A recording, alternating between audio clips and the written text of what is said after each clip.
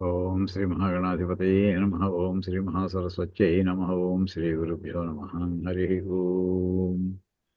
ఓం గణానాం త్వా గణపతిగుం హవామహే కవిం కవీనాముపమశ్రవస్తమం జ్యేష్ఠరాజం బ్రహ్మణాం బ్రహ్మణస్పత్తాన శృण्वन्नोतिभिः सेदसादनम्.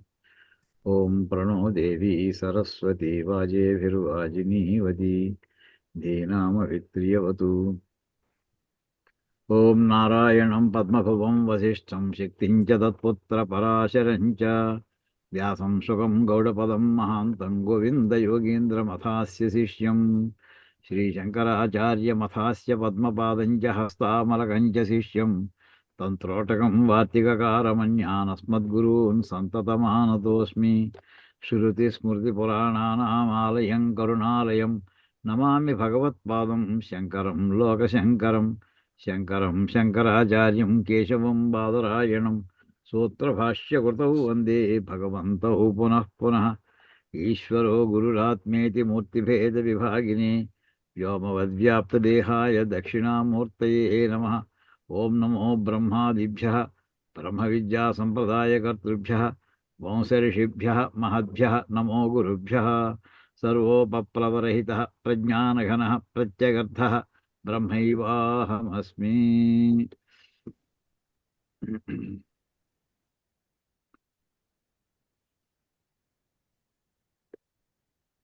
ఓం పార్థాయ ప్రతిబోధితాం భగవతా నారాయణేన స్వయం వ్యాసేన గ్రథితాం పురాణమునినా మధ్యే మహాభారతం అద్వైతామృతవర్షిణీం భగవతీమష్టాదశాధ్యాయినీం అంబ త్వామనుసందధామి భగవద్గీతే భవద్వేషిణీం. నమోऽस्तु ते व्यासविशालबुद्धे पुल्लारविन्दायतपत्रनेत्र येन त्वया भारततैलपूर्णः प्रज्वालितो ज्ञानमयप्रदीपः प्रपन्नपारिजाताय तोत्रवेत्रैकपाणये ज्ञानमुद्राय कृष्णाय गीतामृतदुहे नमः. वाचकः प्रणवो यस्य क्रीडावस्त्वखिलं जगत् श्रुतिराज्ञा वपुर्ज्ञानं तं वन्दे देवकीसुतं. सर्वोपनिषदो गावो दोग्धा गोपालनन्दनः पार्थो वत्सः सुधीर्भोक्ता दुग्धं गीतामृतं महत्. वसुदेवसुतं देवं कंसचाणूरमर्दनं देवकी परमानन्दं कृष्णं वन्दे जगद्गुरुं.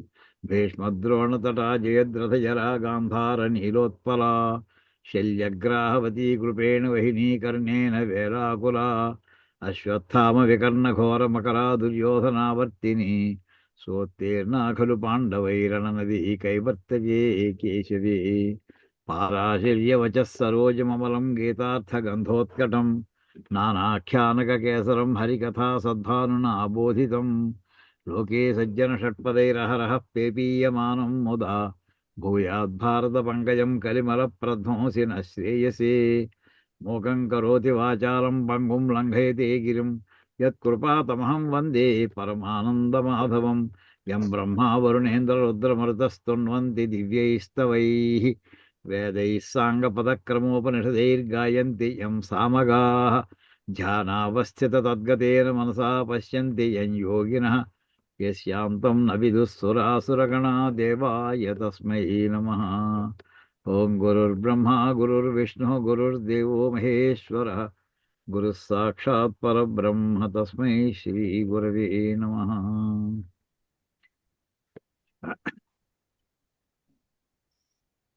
అయ్యా మనం భగవద్గీతలో 22 మొదలు పెట్టాలండి. అవునమ్మా 62. 144 పేజ్. ఓకే. ఇవి తీసుకో. ఓకే.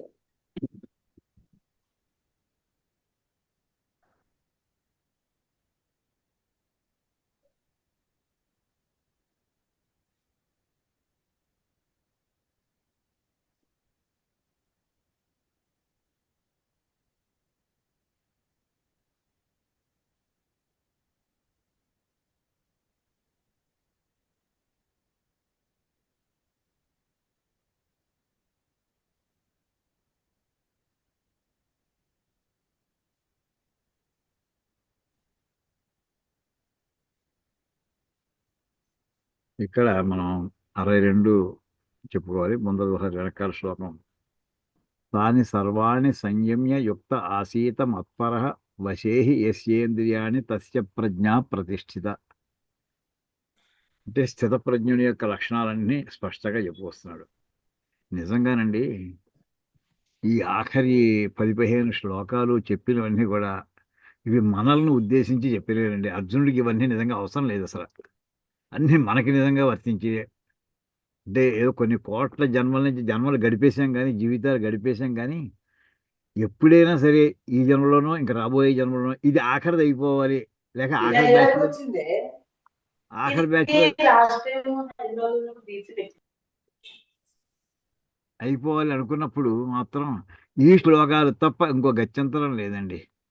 అటువంటిది ఆ శ్లోకాల మీద ఎంత చదువుతున్నా, ఎన్నిసార్లు చదువుతున్నా సరే అది ఎంత మనకి వర్తిస్తున్నాయా అని అనిపిస్తూ ఉంటుంది. ఓకే, మనం ఇంకా రెడీగా లేము, లేకపోయినా సరే మనకే ఉద్దేశం చెప్పాడా కృష్ణ పరమాత్మ అని వస్తుందండి. ఇక్కడ అసలు తర్వాత శ్లోకం నుంచి అండి, అసలు ఎవ్వరూ ప్రపంచంలో ఎవ్వరూ ఇలాంటి వర్ణన చేసి ఉండరు అసలు. ఒక మనిషి బాగుపడాలన్నా లేక చెడిపోవాలన్నా రెండిటికి కూడా కామన్ పాయింట్ ఒక చోట ఆరిజిన్.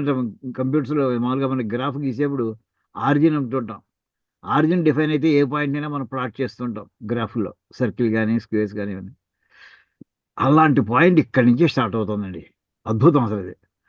అథ ఇదానీం పరాభవిష్యత సర్వ అనర్థమూలం ఇదం ఉచ్యతే. సమస్తమైనటువంటి అనర్థాలకి మూలం ఏదైతే ఉందో దాన్ని ఎలా తొలగించుకోవాలి, అసలు దాని ఉండే డీటెయిల్స్ అని ఇక్కడి నుంచి చెప్పుకుంటూ వస్తున్నాడండి. అంటే మామూలుగా ఆత్మజ్ఞానం పొందాలనుకుంటున్నాడు కానీ పొందలేకపోతున్నాడు, ఓడిపోతున్నాడు, జీవితంలో ఓడిపోతున్నాడు. ఆ మాట అందామండి ఆత్మజ్ఞానం విషయంలో. అలాంటి వాడికి సర్వ అనర్థాలకి మూలం ఏమిటి? ఇక్కడి నుంచి ఈ శ్లోకాలు కంఠస్థం చేసేయండి సార్. ఎన్నో అక్కర్లేదు, 3-4 అంతే, అంతకంటే ఎక్కువ అక్కర్లేదు.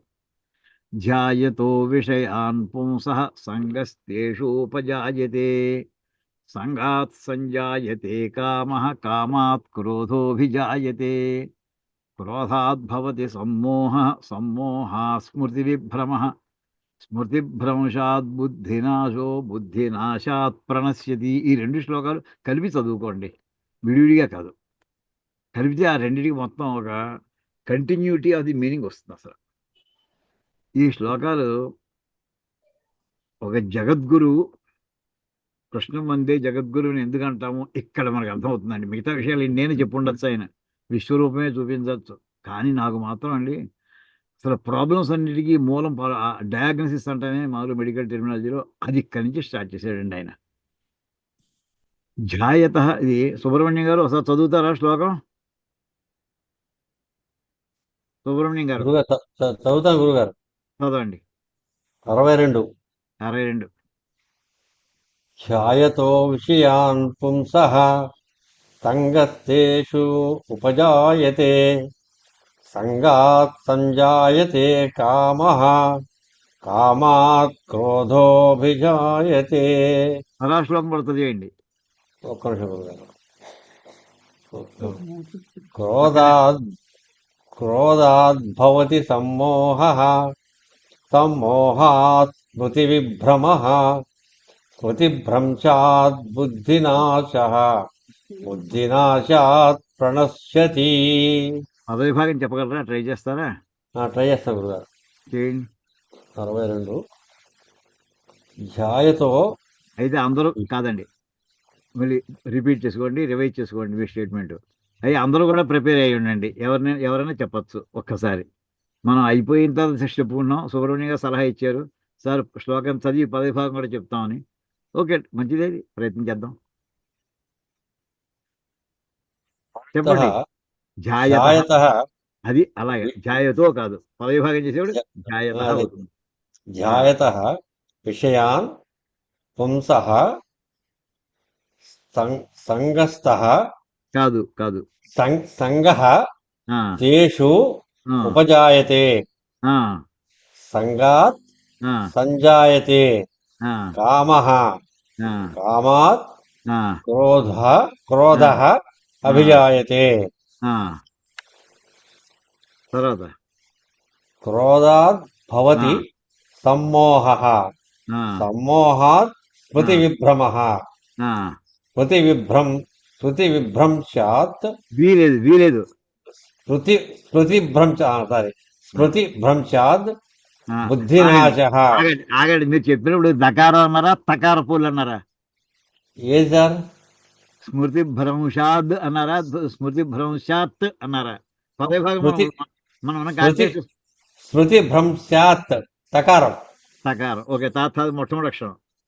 ఎందుకంటే దకారం పలకూడదు, తకారం దకారం అవుతుంది కదా. అది అది అంటే పదవి భాగం చేసినప్పుడు దకారం అందుకోసం క్లారిటీ కోసం చెప్తాను. స్మృతి భ్రంశాత్ బుద్ధినాశః బుద్ధినాశాత్ ప్రణశ్యతి. బాగుందండి, చక్కగా చెప్పారు. ఇంకోటి ఎవరిని చెప్తారా? నేను రవిప్రకాష్ గారు ఎవరు ప్రయత్నం చేస్తారా? సార్ నేను ప్రభాకర్ చెప్తాను సార్. అడిగా నేను సార్ ప్రభాకర్ సార్ నేను చెప్తాను సార్. ఒకసారి వారిని రవిప్రకాష్ గారు ప్రయత్నం చేస్తున్నారేమో చూద్దాం. వారు చెప్పనండి, మీరు చెప్తుంది కానీ. రవిప్రకాష్ గారు ట్రై చేస్తారా? ట్రై చేస్తానండి, కానీ సంస్కృతం చాలా కొత్త, కానీ ట్రై చేస్తాను. ఓకే, ట్రై చేయండి. యత్నే కృతి ధ్యాయాత్ విషయాన్ పుంసః సంగస్తేషు సంగస్తే చాలా తెలుసు. ఇంకోటి ఎవరన్నారు? అనిల్ మీరే అన్నారు ఇందాక. ప్రభాకర్ ప్రభాకర్ గారు చెప్పండి. ధ్యాయతః విషయాన్ పుంసః సంగః తేషు ఉపజాయతే సంగాత్ సంజాయతే కామః కామాత్ క్రోధః అభిజాయతే. అభిజాయతే.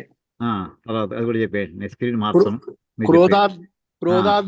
క్రోధాద్భవతి కాదు, క్రోధః క్రోధాత్ క్రోధాత్ భవతి సమ్మోహః సమ్మోహాత్ స్మృతి విభ్రమః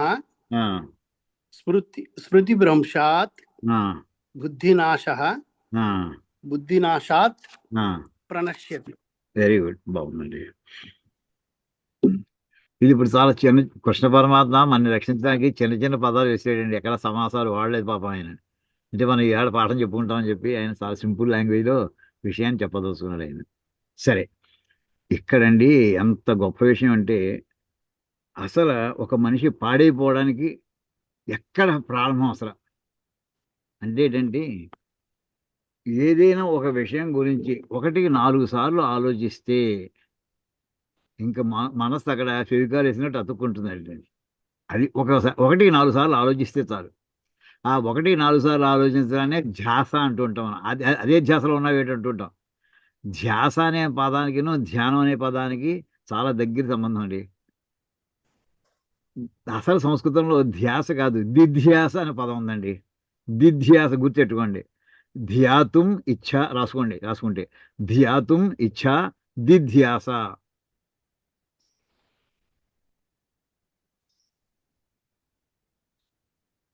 ధ్యాతుం ఇచ్ఛ దిధ్యాస అంటే ధ్యానం చేయాలనే కోరిక ఉంది వాడు, ఇంకా ధ్యానంలో దిగలేదు వాడు.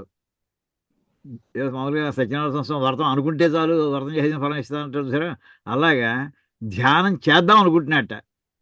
అలా అనుకోవడానికి ఏమంటే దిధ్యాస అంటారు.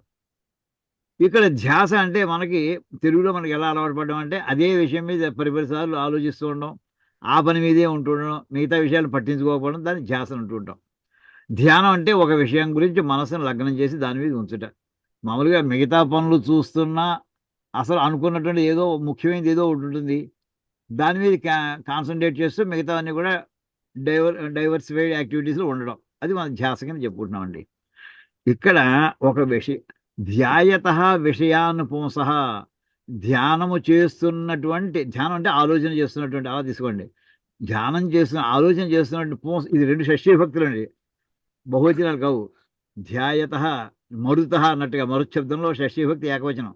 ధ్యానము చేస్తున్నటువంటి అంటే ఆలోచన చేస్తున్నటువంటి పుంసః, పురుషుని యొక్క అంటే ఎవరికైతే ఆలోచన చేస్తున్నాడో అతనికి దేన్ని ధ్యానం చేస్తున్నాడు? విషయాన్ని ధ్యాయత, విషయమును ధ్యానం చేస్తున్నటువంటిది. ఏదో రకరకాల విషయాలు, అది సౌండ్ కావచ్చు, దృశ్యం కావచ్చు, light and light and sound కావచ్చు, సినిమా కావచ్చు, ఏదైనా కావచ్చు, లేదా ఆఫీసు, లేదా పెద్ద ఓ ఫ్యాక్టరీ పెట్టాలనుకోవచ్చు, లేదా డబ్బు సంపాదించి, లేదా బంధువుల ఇంటికి వెళ్ళాలనుకోవచ్చు, ఏదైనా కావచ్చు అండి. 1కి 4 సార్లు అనుకుంటూ ఉంటే అప్పుడు ఏమవుతుందంటే తేషు సంగః ఉపజాయతే. అటువంటి వాడికి వాటి యందు సంగము ఏర్పడుతుంది, అటాచ్మెంట్ స్టార్ట్ అవుతుంది. అటాచ్మెంట్ ఆ అండంతో మొట్టమొదటి వెంటనే ఓ రెఫరెన్స్ కావాలండి. ఓ ఉదాహరణ, ఈ మామూలు జరుగుతున్న కృష్ణ ఇలా ఎవరికైనా జరిగిందా? అందరికీ జరుగుతుంది. అయితే ప్రముఖమైన ఉదాహరణ ఏమిటి? సంగం అనే మాటకండి. అంటే మనం పదానికి ఉదాహరణ చెప్పుకోవడంలో ఆనందిస్తూ ఉంటాం. అందుకోసం మళ్ళీ మర్చిపోకుండా ఈ కథ జ్ఞాపకం ఉండిపోవాలి. సంగం అనే మాటకి బుద్ధుడు ఇంటి దగ్గర భార్యను వదిలేసి, అప్పుడే జన్మించినటువంటి శిశువును వదిలేసి, ఏమండి, అతను రథం తోలేటటువంటి సారథి యొక్క డ్రెస్సును తాను వేసుకుని, తన డ్రెస్సుని ఆ సారథికి ఇచ్చి ఇంట్లోంచి తెల్లారగట్ల వేళ వెళ్ళిపోయాడండి. ఇంకా నాకు ఈ ఇంటికి సంబంధం లేదు, నాకు భార్యకి సంబంధం లేదు, నాకు పిల్లవాడికి సంబంధం లేదు అని రాజ్యంతో సహా అన్ని వదిలేసేసి మానసికంగా ఎవరితో చెప్పకుండా ఇంట్లోంచి వెళ్ళిపోయాడండి. వెళ్ళిపోయి ఎక్కడికి వెళ్ళాడు? మన గై దగ్గరికి వచ్చాడండి. గై దగ్గరికి వచ్చిన తర్వాత అక్కడ అతను రాజకుమారుడు కనుక అతను ఇంటికి వచ్చి ట్యూషన్స్ చెప్పే పండితులు అందరూ ఉండేవారు. సహజంగా వైరాగ్యవంతుడు. అక్కడికి వచ్చి ఆ ఫల్గుణి నది అని ఉందండి, మీరు చూసే ఉంటారు, ఎవరిని గై వెళ్ళినా అక్కడ ఫల్గుణి నది అని ఉంటుంది. అక్కడ రోజు స్నానం చేసి అక్కడ బండ ఉంటే బండ మీద కూర్చొని జపం చేసుకుంటూ ప్రారంభించేటండి. అలా వారం రోజులు 15 రోజులు అయింది. ఇతను బండ మీద కూర్చొని మామూలుగా కాసేపు, స్వామి బండ మీద 24 గంటలు బండ మీద పడుకోడు కదా, అక్కడే భోజనం చేయడు కదా. ఓ రోజుని ఇతను స్నానం చేసి మళ్ళీ ఆ బండ మీద కూర్చుందామని వచ్చాడు. ఎవడో ఆ బండ మీద కూర్చుని ఉన్నట్టండి. ఇతను కోపం వచ్చింది. నేను కూర్చునే బండ మీద వీడు కూర్చున్నాడు ఏమిటి అని ఒక క్షణకాలం కోపం వచ్చింది. తర్వాత అనుకున్నట్ట, రాజ్యం మీద మమకారం వదులుకొచ్చాను కానీ రాయి మీద మమకారం వదులుకోలేకపోయాను కదా. రాజ్యం మీద మమకారం వదిలిపెట్టుకున్నానా? భార్య మీద వదిలిపెట్టాను ఆ మమకారం. పిల్లవాడు అప్పుడే పుట్టిన పిల్లవాడి మీద మమకారం వదిలిపెట్టేశానా? తల్లిదండ్రులు వదిలిపెట్టేశానా? కానీ ఇక్కడ వచ్చి చివరికి బండరాయి మీద నాకు అభిమానం. ఇదంతా కారణం ఏంటంటే రోజు ఆ రాయి మీద కూర్చోవడం మూలంగా నాకు ఈ సంఘం ఏర్పడింది అని తత్కాలంలో వాడి మీద కోపం వచ్చింది. అని కూర్చున్న రాయి మీద కూర్చోకుండా జపం చేయాలని పెట్టుకున్నట్టండి. అది రోజుకి ఒక్కొక్క రాయి మీద అటాచ్మెంట్. అంటే సంఘం అనే మాటకి ఎంత దూరం పెడుతుందో చూసుకోండి. ఉదాహరణ, అక్కడ కూర్చోవడం రోజు మనం గుళ్ళోకి వెళ్ళి అక్కడ ఏవో మూల కూర్చుంటుంటే, మనం వెళ్ళి ఎవడో కూర్చుంటే మనం కూర్చుంటాడు వీడు కూర్చున్నాడు ఏంటి అని ఒక క్షణకాలం రావచ్చు, ఆలోచన రాదని అనుకో, వస్తుంది సామాన్యంగా. ఇది ఒక చిన్న ఎగ్జాంపుల్. అది కారణం ఏంటంటే ఇక్కడ ఇది చెప్పినటువంటి వాక్యం బుద్ధుడి జీవితంలో జరిగిందండి. ఇది అంటే రోజు అక్కడికి వచ్చి కూర్చోవడం అంటే ఏదైతే రిపీట్ చేస్తూ ఉంటావో దాంతో అటాచ్మెంట్ వస్తుంది. ధ్యాయత అంటే రిపీట్ చేస్తూ రిపీటెడ్గా ఆలోచన చేస్తూ ఉండడం. అది వస్తే ఏమైందిట? సంగాత్ సంజాయతే కామ. ఇంకా నాకు ఆ వస్తువు కావాలి అనేటటువంటి కోరిక పుడుతుందటండి. ఆ కోరిక సజావుగా దానికి ప్రయత్నం ప్రారంభిస్తాడు.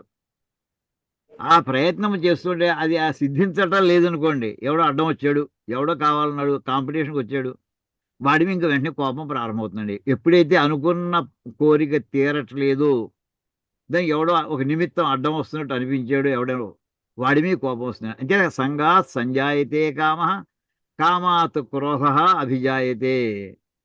అంటే ఆ కోరిక ఎప్పుడైతే తీరట్లేదో కోపం పుడుతుందండి. తర్వాత ఏమవుతుందట? క్రోధాద్భవతి సమ్మోహ. నెక్స్ట్ ఇది వస్తుందండి. ఆ కోపంలో ఇంకా దాని వాడికి ఇంకా తీవ్రమైనటువంటి ఆవేశం వస్తుంది. ఇంకా యుక్తాయుక్త విచక్షణ కూడా మర్చిపోయే స్థాయిలో వెళ్ళిపోతుంటాడు పట్టుదల వస్తే. నిన్న చూడండి పాపం, పేపర్లో చదివితే బాధేసిందండి. బాంబేలో ఎప్పుడు కోపం తెచ్చుకున్నటువంటి ఒక లెక్చరర్, స్కూల్ టీచరు ట్రైన్లో వెడుతున్నట్టండి. ట్రైన్లో దిగుతున్నాడు, లోకల్ ట్రైన్లో దిగుతున్నాడు. ఇంతట్లో ఒకడెవడో గమ్మని దిగబోయాడు. వీడన్నట్ట, నేను వెడుతున్నాను, నేను దిగుతున్నాను కదయ్యా, నా దిగని, నా తల నువ్వు దిగిది అన్నట్టండి. అంతే వాడు అన్నమాట పాపం ఆ టీచరు. వాడి చేతిలో ఏదో పొడి చేశాడండి. ట్రైన్లోనే గేట్ దిగబోతూ పొడి చేశాడు వాడిని, చచ్చిపోయాడు పాపం టీచర్. నిన్న కాక మొన్న పేపర్లో వచ్చిందండి, వార్తలో వచ్చింది. అంటే అక్కడ ఏమైపోయింది? అక్కడ అంత మాటకి చిన్న మాట ఏమన్నా నేను ఎవరైనా అంటాం, బస్సు దిగుతుంటే తోసుకుని ఎక్కేప్పుడు, రైలు దిగేప్పుడు అందరూ అంటాం, ఒక నిమిషం ఆగవే, ఒక సెకండ్, నేను దిగుతున్నాడు కదా అంటాం. అంతే, దానికే క్రోధం వల్ల అవతలవాడు ఎంతవరకు అంటే ఇంక వాడికి యుక్తాయుక్త విచక్షణ పోయిందండి. ఉదాహరణకి చెప్తున్నాను, సమ్మోహ అంటే మోహంలో పడిపోయాడు. మోహం అంటే నా మాటే నెగ్గాలి, నేనే దిగాలి అని ఒక ఆవేశం. అర్థం లేదు అది. ఆవేశానికి మాటకి అర్థం ఏంటంటే అర్థరహితంగా ఉండడమే ఆవేశం అండి. అంతే. అప్పుడు ఏం చేస్తున్నాడు, ఇది యోగ్యమైందా అయోగ్యమైందా అది వివేకం ఉండదు. సమ్మోహాత్ స్మృతి విభ్రమ. ఆ ఆవేశం ఎప్పుడైతే వచ్చిందో అప్పుడు మైండ్ బ్లాక్ అయిపోతుందండి. స్మృతి విభ్రమ అంటే మైండ్ బ్లాక్ అయిపోవడం. అంటే మనకు అర్థమవుతున్న ఇంగ్లీష్ పదాలు వాడుతామండి. స్మృతి అంటే జ్ఞాపకం. ఆ జ్ఞాపకం చెదిరిపోతుంది. జ్ఞాపకానికి మనం కేంద్రం ఏది చెప్పుకున్నామండి, మన అంతఃకరణలో 4 భాగాలు ఉంటాయని చెప్పుకున్నాం. అంతఃకరణలో మనోబుద్ధి చిత్త అహంకారాలు 4గిట్లోనూ చిత్తము మన మెమరీ బాక్స్ అండి. అది చిత్తము జ్ఞాపకం అంతా స్టోర్ చేసుకునేది అది. అది కాస్త ఏమవుతుందంటే చెదిరిపోయేవాడికి వెంటనే స్ఫురణకి రాకపోవడం. ఏది మంచో ఇదివరకు విన్నాడు వాడు, వాడు ఇప్పుడు విననివాడు కాదు, మంచి మాటలు విననివాడు కాదు. ఆ క్షణంలో జ్ఞాపకం రావండి వాడికి. పూర్వం వాడు చెప్పినట్టు మంచి మాట ఏది జ్ఞాపకం రాదు. అది స్మృతి భ్రమ అంటే. అప్పుడు ఏమైపోయిందంటే ఇంకా ఇంటలెక్ట్ ఫెయిల్ అవుతుందండి. బుద్ధి అనే మాటకి ఇంగ్లీష్లో ఇంటలెక్ట్. స్మృతి భ్రమ ఎప్పుడైతే మెమరీ ఆగిపోయిందో, ఇది యుక్తమైంది అయుక్తమైంది అనేటటువంటి వాడికి వెనకాల రిఫ్లెక్సెస్ రావట్లేదు వాడికి. అప్పుడు బుద్ధి నాశనం అయిపోయిందండి. ఇంక బుద్ధి నాశనం అంటే పశువులా ప్రవర్తిస్తాడు, ఏదో చేస్తాడు. బుద్ధి నాశాత్ ప్రణశ్యతి, సర్వనాశనం అయిపోతాడు వాడు. ఇలాగా ఒక స్టెప్ బై స్టెప్ మనిషి పతనానికి ఎన్ని స్టెప్స్ సెటిల్గా ఉంటాయో అన్ని వివరంగా చెప్పాడండి కృష్ణ పరమాత్మ. అయితే ఇక్కడ ఓ సన్నివేశం జరిగిందండి. ఇంత వివరంగా చెప్పాడు కనుక ఆయన జగద్గురు అని అన్నామండి. ఒకసారి నాకు ఇంకో సంఘటన దీనికి రిలేటెడ్గా వచ్చిందండి. ఆ కథ చెప్తాను, జరిగిన ఈవెంట్ చెప్తానండి. నేను నిమ్స్లో పనిచేసేప్పుడు మా కొలీగ్ ప్రొఫెసర్ అయిన ప్రొఫెసర్ ప్రభాకర్ రావు గారిని, ఆయన nuclear medicine head of the department. ఆయన ఏదో కాన్ఫరెన్స్ కోసమని Delhi all India institute of medical సైన్సెస్కి కాన్ఫరెన్స్కి వెళ్ళారండి. వెళ్ళి అక్కడ ఆయన పేపర్ ప్రజెంటేషన్ ఏదో చేశారు. అయితే అక్కడ హాల్లో ఏముందంటే ఎదురుగుండా గోడ మీద లెక్చర్ హాల్లో చిన్న చిన్న కొటేషన్స్ మంచి మంచి వాళ్ళు పెడుతుంటారు. ఎదురుగుండా గోడ మీద సత్సంగత్వే నిస్సంగత్వం, నిస్సంగత్వే నిర్మోహత్వం, నిర్మోహత్వే నిశ్చలతత్వం, నిశ్చలత్వే జీవన్ముక్తి, ఈ శ్లోకం రాసి ఉందిటండి సంస్కృతం దేవనాగరి అక్షరాల్లో గోడ మీద. ఈయన ఈ శ్లోకం చిన్నప్పుడు చదువుకున్నారు. ఆయన ఎలిమెంటరీ స్కూల్లో చదువుకున్నప్పుడు ఎలా చదువుకున్నారు, వెటకారంగా చదువుకున్నట్ట. అంటే చిన్నప్పుడు కొన్ని శ్లోకాలు చూడండి, అమర అమర యస్య జ్ఞానదయా సింధో గోడ దాటితే అదే సంధు అని, ఇలాంటి చిన్నప్పుడు వంకర మాటలు మనం చిన్నప్పుడు ఏదో తెలియని వయసులో నేర్చుకుని వచ్చేవండి.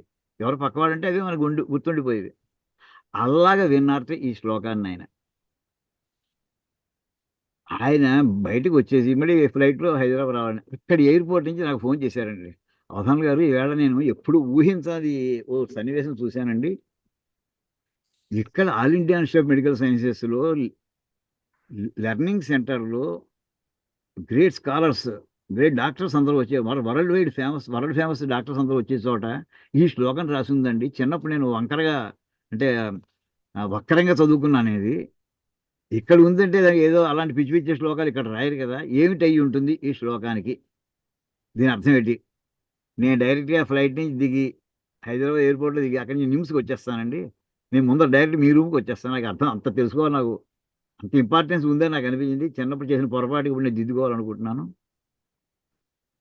సరే అన్న. ఆయన దిగిన తర్వాత హైదరాబాద్ ఎయిర్పోర్ట్ దిగారు. డైరెక్ట్ ఆయన రూమ్కి వెళ్ళి అక్కడి నుంచి నా రూమ్కి, మాది వరండాలు, పెద్ద వరండాలు నిమ్స్లో. అవసరంగా నేను వచ్చేస్తున్నానండి అన్నారు. రండి అన్నాను.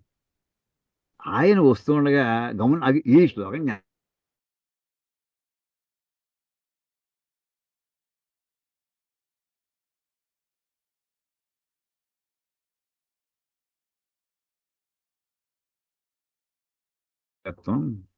కానీ నాకు సరిగ్గా దానికి అది జగద్గురు శంకరాచార్యులు వారు అద్భుతమైనటువంటి ప్రక్రియలో ఎలా మనం ఉద్ధరించబడాలో, బాగుపడాలో చెప్పారండి మార్గం.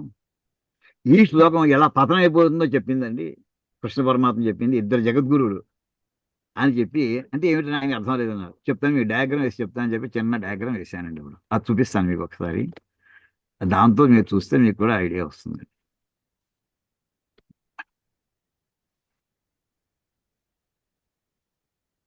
ఒక్క నిమిషం.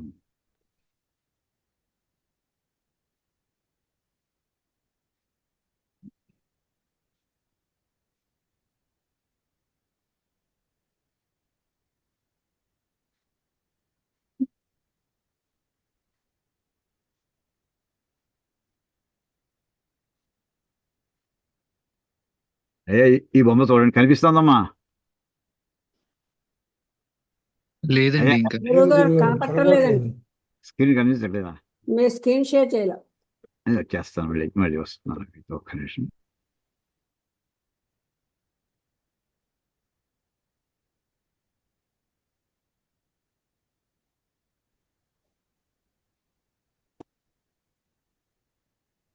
ఇప్పుడు కనిపిస్తుందా?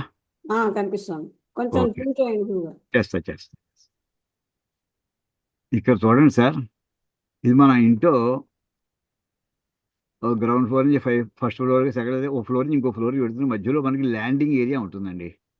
అంటే కొంత దూరం ఓ డైరెక్షన్లో వెళ్ళి అక్కడి నుంచి కొంచెం పక్కకి వెళ్ళి మళ్ళీ ఇంకో పక్కకి మనం పైకి వెళ్తుంటాం జనరల్గా. ఇక్కడ చూడండి, ఇది మన కామన్ పాయింట్ అండి. ఈ కామన్ పాయింట్ దగ్గర ఈ కిందకు వచ్చి పడిపోయేది కృష్ణ పరమాత్మ చెప్పాడండి. ఇదే కామన్ పాయింట్ నుంచి పైకి వెళ్ళే మార్గాన్ని శంకరాచార్య వారు చెప్పారండి. ఎలాగంటే చూడండి, ఇప్పుడు ఇందాక ఆయన ఏం చెప్పారు ఆ శ్లోకం, ఇప్పుడు 2 శ్లోకాలు చెప్పుకున్నాం మనం. ఝాయితో విషయానుభవం సహా ఇక్కడ రాశాను కూడా, కనిపిస్తున్నాయి అక్షరాలు. సో ఇక్కడి నుంచి పతనం ప్రారంభమవుతుంది. వాడు అంటే దుర్మార్గమైనటువంటి పద్ధతిలో వెళ్ళిపోయేటటువంటి వాడు, వెళ్ళకూడని మార్గంలో వెళ్ళిపోయేవాడు. ఈ ధ్యాస కానీ ధ్యానం కానీ రాంగ్ డైరెక్షన్ పట్టిందో, ఎంతమందో మహాభక్తులు చెడిపోయిన వాళ్ళు ఉన్న కథలు విన్నాం మనం. అజామీలుడు ఎంతమందో, ఏమండి, అదే మనకి చింతామణి కథలు అనేక విన్నాం. ఇంకా అవి ఏమి ఉన్నాయండి? అలాంటిది కనుక అది పెడదారి పట్టిందో అంటే ధ్యాయతో విషయానుభవం సహా అక్కడి నుంచి సంఘంలోకి పడుతుంది. అక్కడి నుంచి ఇక కోరిక, సంగాత్ సంజాయతే కామ, ఏమండి, కామాత్ క్రోధోభిజాయతే, క్రోధాత్ భవతి సమ్మోహ, సమ్మోహ స్మృతి విభ్రం. ఒక్కొక్క మెట్టే జారి కింద పడిపోతున్నాడండి. స్మృతిభ్రంశాత్ బుద్ధినాశ, బుద్ధినాశాత్ ప్రణశ్యతి. సర్వనాశనం అయిపోతాడు ఎవరు వెళ్ళాడంటే. ఇదండి మార్గం. ఏమండి, ఇది మనకి దుర్యోధనుడి విషయంలో చూసుకోండి. సహజంగా వాడికి అసూయ ఉన్నది. కానీ ఎప్పుడైతే వాడక్కడ రాజసూయాగం జరుగుతూ ఉండగా ఆ రత్న రాసులన్నింటినీ లెక్కపెట్టి జాగ్రత్త పెట్టే బాధ్యత అతను తీసుకున్నాడు ధర్మరాజు యోగా. వాడికి ఏమైందంటే రత్నాలతోటి వాటితోటి ముంద సంఘం ఏర్పడింది. ఇవాడు ఎప్పుడూ చూడని రకరకాల రంగురాళ్ళు, రకరకాల రత్నాలను చూశాడు. వాడు ఇన్ఛార్జిగానే వాడు దాన్ని చేతిలో పట్టుకున్నాడు, అటు తిప్పుకున్నాడు, ఇటు తిప్పుకున్నాడు, పక్కన పెట్టేవాడు. దాంతో వాడికి ఏమైందంటే ఇవన్నీ మనకి రావాలి అని కోరిక ప్రారంభమైందండి. ఇంకా దాంతో ఇంకా వాడి అంతట్లో నీళ్ళలో మైసభలో పడిపోవడం, వాళ్ళందరూ అవమానం చేశారనుకోవడం, అక్కడి నుంచి కోపం రావడం, ఆ కోపం రావడం ఇంకా పట్టుదల, ఇంకెవతవాడు ఏం చెప్పినా వినకపోవడం, అంత సమ్మోహం, బుద్ధినాశం చివరికి సర్వనాశనం అయిపోయాడండి. ఇది కిందకు వచ్చినటువంటి మార్గం. అదే రకంగా రావణాసుడి విషయం తీసుకోండి. వాడికి ఆ శూర్పణఖ వెళ్ళి చెప్పింది, వర్ణించి సీతాదేవి యొక్క అందాన్ని వర్ణించి చెప్పింది.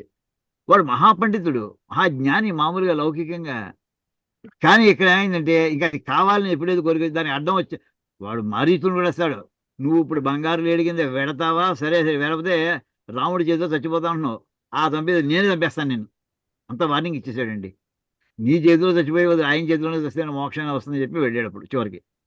ఇవన్నీ కూడా యాక్చువల్లీ మహా మేధావులైనటువంటి వాళ్ళు, పెడదారి పట్టినటువంటి వాళ్ళు పతనానికి మార్గం అంతా ఎలా ఉంటుందో చాలా డీటెయిల్డ్గా ఇక్కడ కృష్ణ పరమాత్మ మన స్టెప్ బై స్టెప్ చెప్పాడు. ఎందుకు చెప్పాడంటే, ఒరే ఇలాంటి వాటిలో మీరు ఇరుక్కోకండి పొరపాటుని. ఈ మాట మనకి ఎప్పుడైనా కొంతమందిగానే జ్ఞాపకం ఉండుకోపోతుంది. బుద్ధినాశం అయిపోకుండా ఆపుకోండి కాసేపు, కూల్గా ఉండండి కాసేపు, కోపాన్ని ఆపుకో కాసేపు అని ఇక్కడ మొత్తం ఈ స్టేజ్ మధ్యలో ఎక్కడైనా ఆపితే స్టెబిలైజ్ అయితే ఆ మెట్టి దగ్గర మళ్ళీ కింద పడిపో, కనీసం అక్కడ కాసేపు ఉండు, మళ్ళీ పైకి వెళ్ళడానికి ఆలోచించుకోవచ్చు. అందుకోసం మన యొక్క ఉత్థానం కోసమని పతనంలో సామాన్యంగా ఎక్కువ మంది 190 మంది ఆవేశం వస్తే, అంత ఆవేశం రానప్పుడు అందరూ మంచివాళ్లే. ఆవేశం వచ్చినప్పటికి తెలిసిపోతుంది వాళ్ళకి అసలు తత్వం ఏమిటో. ఈ కిందకు పడిపోయే మార్గం అంతా చెప్పాడండి.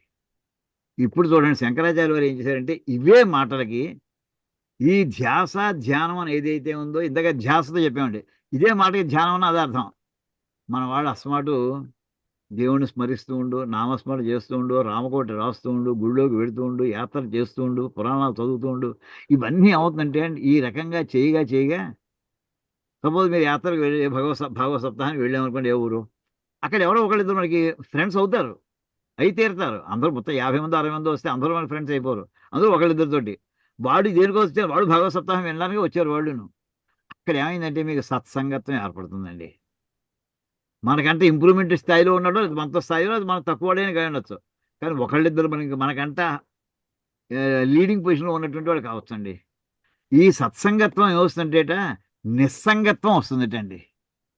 అంటే ఏదైతే సంఘం ఇందాక ఆయన అక్కడ సంఘం అన్నారు చూడండి, ఇప్పుడు ఆపోజిట్ పాయింట్స్ వస్తుంటాయి ఇక్కడ. జస్ట్ ఆయన ఏది కిందకి పడిపోవడానికి కారణమో అది పైకి వెళ్ళడానికి కూడా అదే కారణం. అయితే ఇక్కడ ఇందాక వాడి కావాలని కోరికలోకి వెళ్ళిందండి ఆ సంఘము. ఇక్కడ సంఘము మంచివాడితో సత్యం నాకు అక్కర్లేదని భావనలోకి వస్తాటండి. ఒక్కొక్కటి వదులుచుకోవాలని కోరికలోకి వస్తాట, నిస్సంగత్వంలోకి వస్తుందండి. ఏమండి అక్కడ ఆ సాంగత్యం కోరిక తీరకపోతే క్రోధం తర్వాత సమూహం అండి. మోహం అంటే ఇందాక చెప్పాను మీకు, ఇంకా యుక్తాయుక్తి వివేకం పోగొట్టుకోవడం. ఇక్కడేమొస్తుందంటే ఆ నిస్సంగం వచ్చే నిర్మోహత్వం అండి. వాడి మనసు ఎందులోనూ మోహంలో పడదు, అక్కడేమో మోహంలో పడుతోంది, ఇక్కడ మోహంలో పడదని శంకరాచార్య వారు చెప్తున్నారండి. దానికి ఆపోజిట్ అక్కడ ఏమవుతుంది చివరికి బుద్ధి నాశ. బుద్ధి అంటే మనం చెప్పుకున్నామండి, నిశ్చలము అచలము అని 2 పదాలమే మనం 2-3 క్లాసులు చెప్పుకున్నామండి. ఆ వేళ మనస్సు ఏమో చంచలమైనది సహజంగా, దాన్ని కదలకుండా చేయి, నిశ్చలంగా చేయి. బుద్ధి సామాన్యంగా కదలదు, కానీ ఎప్పుడో ప్రమాదకరమైన పరిస్థితి తాత్కాలికంగా అది కూడా కదిలిపోయే పరిస్థితి వస్తుంది అని చెప్పి హిమాలయాల్లో భూకంపం వస్తే హిమాలయాలు కదలకుండా ఉంటాయి, ఆ ఉదాహరణ కూడా చెప్పుకున్నాను సుందరకాండలోంచి. అలా కూడా లేకుండా చేసుకోవయ్యా అని అక్కడ మనకి అచల అని చెప్పాడండి. అక్కడ ఈ నిర్మోహత్వం ఎప్పుడైతే వచ్చిందో దాంతో నిశ్చలతత్వం అంటే మనోబుద్ధులు 2 కూడా ఏకాగ్రంగా దాని విశ్రాంతిగా ఎటు చెదిరిపోకుండా ఉంటాయటండి. అక్కడ బుద్ధి నాశనం అయిందో సర్వనాశనం అయిపోతాడన్నాడండి. ఎప్పుడైతే మనోబుద్ధులు 2 చెదరవో స్థిరంగా ఉంటాయో ఫుల్ కాన్సన్ట్రేషన్ తోటి ఉంటాయో వాడు జీవన్ముక్తుడు అవుతాడటండి. సరిగ్గా శంకరాచార్యులు వారు కృష్ణ పరమాత్మ ఏ పదాలు వాడారో అవే పదాలు వాడుతూ ఒక్క చిన్న తేడా ఏమిటంటే ఆ సంఘము కాకుండా అది సత్సంగం ఇట్లా చూసుకోరా, అదే నేను చెప్పింది. ఆ పడి ఏదో మంచివాళ్ళ కంపెనీలో పడు, అది రావాలంటే కొంత నువ్వు సుకృతం చేసుకోవాలి, కొంత పుణ్యం రావాలి. దానికి మధ్యలో ఈ ధ్యానము ఇవన్నీ కూడా మనం చేసే పుణ్యకర్మలు అన్నీ కూడా ఇక్కడ ఇదండి మనం చేసే పుణ్యకర్మలు, యజ్ఞాలు, యాగాలు ఏం చేసినా సరే ఇక్కడి నుంచి పైకి వెళ్ళడానికి మార్గంలో తీసుకెడతాయటండి. అవి చేయలేదు, స్వార్థంతో చేసాడు, కిందకి వెళ్ళిపోవడం మార్గం. ఇలాగ 2 విషయాలు కలిపి ఇక పదాలు కూడా చూడండి ఎంత చక్కగా ఒకే పదాలు, ఈయన వాడిన పదాలు మళ్ళీ ఆయన వాసుకుంటూ అది అప్వర్డ్ జర్నీ, అది డౌన్వర్డ్ జర్నీ ఇదండి అని చెప్పి ఆయనకి మా డాక్టర్ గారికి, అయ్యా మీరు చూసింది సామాన్య స్థితి కాదు, ఓ రమణ మహర్షి స్థాయికి వెళ్ళడానికి కావాల్సినటువంటి మార్గం జీవన్ముక్తి. బతికుండగానే మోక్షంలో ఉన్నటువంటి వాళ్ళుగా జీవిస్తారండి వాళ్ళు. ఒక డాక్టర్గా ఉండేటటువంటి వాడు పేషెంట్కి ట్రీట్ చేస్తున్నామంటే ఎమోషన్స్ వస్తాయి, వాడు బాగుపడితే హ్యాపీగా ఉంటాం, లేకపోతే బాధపడతారు. డాక్టర్స్ కూడా వాడి చేతిలో ఎక్స్పైర్ అయ్యారంటే బాధపడుతుంటారు. కానీ ట్రీట్మెంట్ మీద దృష్టి పెట్టుకోండి, మీకు పక్కన ఏ రకమైనటువంటి ఎవర్షన్స్ లేకుండా చూసుకోండి. ఎవరికి మీ జీతం పడదు, ఈ కంపెనీకి లాభం కావాలని 100 టెస్టులు రాసేయకండి. ఇలా మీరు చేసుకుంటూ మీ డ్యూటీకి మీరు కనుక జాగ్రత్త చేస్తే అప్పుడు నిశ్చలమైనటువంటి మైండ్ తోటి అన్వేవరింగ్ ఇంటలెక్ట్ తోటి మీరు సర్వీస్ చేస్తారని దానివల్ల మీకు జీవన్ముక్తి వస్తుందండి అని చెప్పి ఈ భావాన్ని ఇది లౌకికంగా మనకు ఉన్నటువంటి మాటలతో చెప్పేప్పటికి ఆయన పొంగిపోయి, అవసరంగా నాకు అర్జెంటుగా ఈ భజగోవింద శ్లోకాలు కావాలండి అన్నారు. అయ్యా నాకు రావండి నేను ఏదో కొన్ని వచ్చును, 7-8 వచ్చును, అన్నీ నేను కంఠస్థం చేయలేదన్నాను. ఎక్కడ దొరుకుతుంది, డౌన్లోడ్ చేసుకోండి, 32 శ్లోకాలు ఎన్నో వస్తాయండి. ఆయన ఏం చేశారు తెలుసునండి, ఒక వారం రోజులు ఈ 32 శ్లోకాలు కంఠస్థం చేసేశారండి. అంటే ఒక చిన్న శ్లోకము ఎంత దూరం మనిషిని తీసుకెడుతుందో అప్పుడు జర్నీలోకి అయితే అందులో చాలా ఆస్పెక్ట్స్ కవర్ చేసుకుంటూ వచ్చారు ఆయన శంకరాచార్య వారు ఆ 32 శ్లోకాలు. అది జరిగిందండి ఇక్కడ.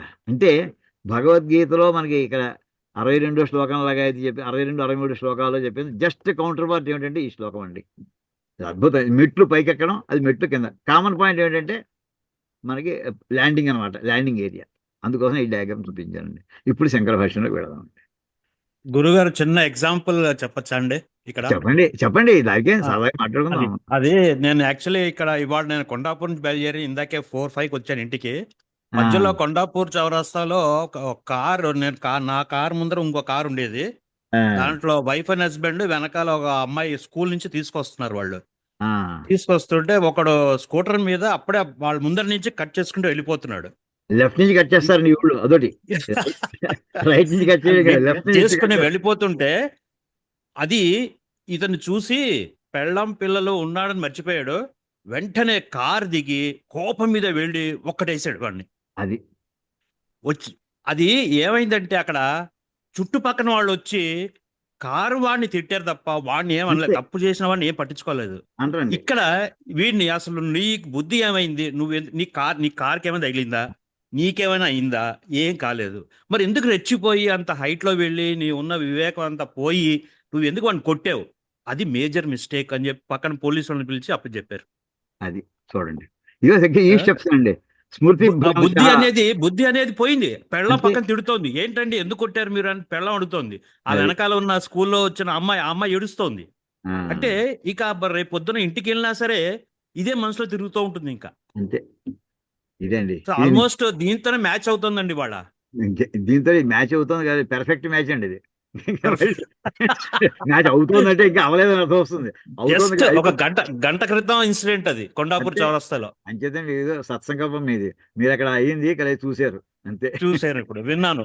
అలాగండి, అలా థ్యాంక్స్ అండి. ఇది ఈ విషయం అండి. ఇప్పుడు దీని మీద భాష్యం చూడండి. ఈ డయాగ్రామ్ వేసుకోండి అమ్మా, ఒక్కసారి రఫ్గానే వేసుకోండి.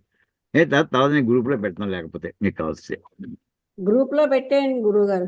ఓకే అమ్మా, మీరు రాసుకోక్కర్లేదు అనమాట, హాయిగా కూర్చొని చూసేయచ్చు అనమాట. అది నాకు పెట్టేయండి, నేను షేర్ చేస్తాను. నేను తీసుకున్నాను, సరే అయితే స్క్రీన్ షాట్ అంటే తీసుకున్నాను. అంటే టైం సరిపోదు కదా గురుగారు, అందుకోసం రాయట్లేదు. అది అలా అమ్మాయిని సర్ది పెడుతున్నారా పాపం అమ్మాయిని? ఓకే, ఫోటోలు తీసుకుంటున్నామండి. స్క్రీన్ షాట్ తీసుకున్నాను గురువు గారు, నేను పెడతాను. సరే అయితే సంతోషం అమ్మా. సరే, ఇప్పుడు చూడండి, ఇదే మాటలు అంటే మనకి ఒక డయాగ్రమెటిక్ గా ఒక ఇంప్రెషన్ పడ్డాక ఈజీగా ఉంటుంది అర్థం చేసుకోవడం, ఆ ఉద్దేశం చెప్తున్నానండి. ధ్యాయత అచింతయత విషయాన్ శబ్దాది విషయ విశేషాన్ ఆలోచయత పుంసః పురుషస్య, ఇందాక షష్ఠీభక్తి ఏకవచనం చెప్పానండి. పురుషస్య షష్ఠీభక్తి ఏకవచనం అది. పుంసః అంటే పురుషస్య, రామస్య అన్నట్టుగా.